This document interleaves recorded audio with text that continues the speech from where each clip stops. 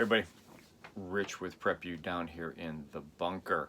Hey, boy, I haven't done one of these in a long time, but there hasn't been a lot really said or worth even talking about on firearm legislation and gun control and all that kind of stuff from the local, state, or federal level. But boom, all of a sudden, here we go. We've got stuff from Illinois. We have stuff from Ohio. We've got stuff from an interesting story from Florida and Miami. And then I kind of want to talk about this. I don't kind of want to talk about it. I'm going to talk about it. This Senate firearms bill that is coming out. All 80 pages of it. I have not read all 80 pages of it.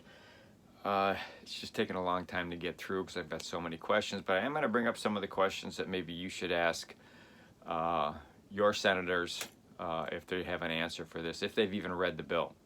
I think it was Marco Rubio, I know I'm getting ahead of myself, said that we need to read the whole thing before we vote on it. Huh, what a concept. But yeah, that's it. And then maybe a little public service announcement in the middle here. Not for anybody that sponsors me. They might be subscribers. I don't know, on an individual basis. But anyhow, let's get into the meat of this thing. So the first thing is Illinois.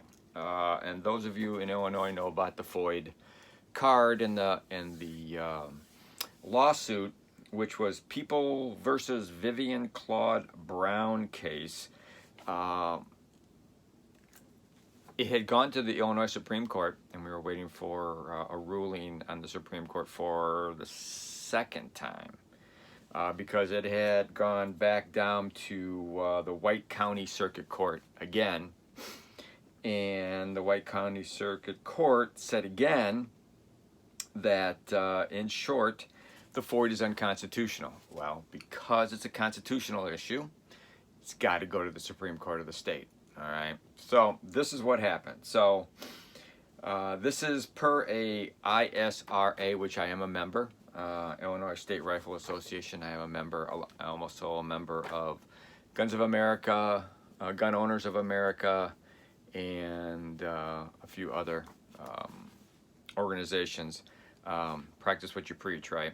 So anyhow, the Illinois Supreme Court came out with a ruling, and basically the Brown case dealt with whether or not the FOID was unconstitutional in the home. Why would you need to protect your home? Why would you need a FOID card? I know what you all are saying. Why would we need a FOID card for anything? I get that, but this is, baby steps. They got baby steps, and we got baby steps, all right? So it was unconstitutional in the home. White County Circuit Court has ruled the FOID card is unconstitutional in the home. And as I just stated, because the case dealt with a constitutional issue, the case went directly to the Illinois Supreme Court, skipping appellate courts. So Thursday, June 16th, the Illinois Supreme Court issued a ruling. Well, the ruling was to sidestep a ruling. They kicked the can down the street. So basically, they sidestepped the question of constitutionality of the FOID in the home and dismissed the case on procedural grounds. So the vote was 4-3 not to hear the case on the merits. The Brown case is remanded back to the White County Circuit Court. So basically we're back to square one on the whole thing. I don't know what they have to do because, White County Circuit Court said it's unconstitutional in the home. But for it to truly be unconstitutional in the home, the Illinois Supreme Court has to rule on it. So it goes back down. So I'm not a lawyer. I don't play one on TV, and I did not stay at a Holiday Inn Express last night, so I don't know. But basically, it's really, like it says in the article, not very fair to Mrs. Brown, who is still waiting. This case has been going on for a while. I don't exactly know how long, but you all know that I've talked about this several times in videos, firearm legislation videos before. Ohio, let's move to Ohio. Governor DeWine, he signed House Bill 99, which allows teachers to be armed. like that's going to happen in Illinois. All right. There's a special 24-hour training class for teachers. The Buckeye Firearm Association developed the class for teachers several years ago. I'm sure ISRA has the same course. I mean, I was in the fire service. We never reinvented the wheel. We just stole it from the other fire department, you know, when they came up with something good. So I'm sure that's what they can do.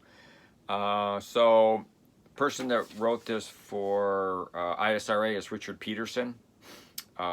He does the bulletins. They're great. Become a member of the ISRA, for God's sakes, and you'll get these bulletins.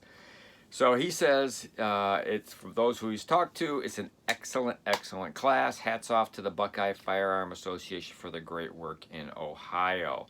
So that's really cool. That's where we want to get.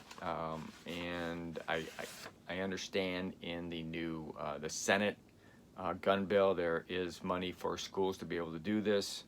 What they're going to do with it for security, not necessarily arming teachers. All teachers don't want to be armed. I want to be armed. I'm armed. I can't carry at school, but I am armed. So those are the two stories, but I do want to tell you this one funny story before we switch over to something a little bit more serious. We'll save this. Anyhow, let's get off subject of this for a second. Time for a little public service announcements. Some of you have noticed some of my shirts. Keep moving forward from the Till Valhalla project. It is a great project. It is to help prevent military suicides. All the money from the shirts and everything else that they sell, koozies and hats and stuff like that, go to work with veterans who have PSTD or other issues, because I've worked with several military guys at now Range USA, West Shoot Point Blank, and a couple were Rangers, another one was a Green Beret, and they said they've gone to more funerals of our military heroes after coming back in country than even over there in the war zone, which is really sad. I know there's another project. I think it's Project 22 or Project 23, something like that. God, I apologize for not knowing it. Talking about how many military suicides there are per day. There's that great organization, Folds of Honor, which is another great organization. I donate $11. Actually, I think it's $15 a month to that organization. That's really good. That helps military and police and fire and EMS family members for the fallen. I'm part of a couple other organizations. There is another one that's called Tunnel to Towers. That's basically started by a fireman's brother. He took the tunnel to the towers, and unfortunately his brother was killed when the tower collapsed, and he's got a very good organization there. Wounded Warriors, I've been with Wounded Warriors for probably 7 years now. We've added our donation every month or every year. We're up to, I don't know, $30 a month we give to Wounded Warriors, and try to wear their shirts as much as possible, talk about it as much as possible. That and really talking up now Till Valhalla project. It's really a great project. So, but I just wanted to get that out there to all my subscribers. I know you guys are gonna, and gals are gonna, a lot of people jump on these videos, and I wanted you to know that. And of course, this is the time when we would go, bing, subscribe, bing, cling that, ring that bell. Please pass this on to everybody you know. And also, no matter what I talk about, don't take it for granted. Find out, okay? Research. You got a phone. You got a pen. No, that's Obama. I'm sorry. But do your own research, no matter what it is. Don't believe anybody. Don't, you know, I mean, you can, I'm not going to lie to you, but do your own research and stuff like that. So, on to the other thing is the Senate gun control bill, whatever you want to call it. Apparently 10 Republicans signed on, which made it pass, put it to the 60. But reading it, I just have a couple questions. I've also heard a couple other people on the radio, Michael Pelka, Dan Bongino, Dan Proff. They have some of the same questions in reading it as I have. A lot of it goes toward the red flag. I love the stuff that's going toward mental issues and mental education and helping people that have mental issues. We've got to go back to that because most of the states stripped that from their budget. Illinois did. You don't have places where people that have schizophrenia and other things that make them a danger to themselves, their family, and society to go. They just don't have them anymore. So any kind of money they can go to that, that's fine. If that's all you want to do, cool, awesome. Just do it. But I keyed in on the red flag laws that they're talking about. Illinois, we have red flag laws, I know. And they're not all that great. One of the questions I have, okay, so if they come knocking on your door and they say, hey, they do an interview with you or whatever, so-and-so says you're a danger to yourself, your family, the neighborhood, and the world.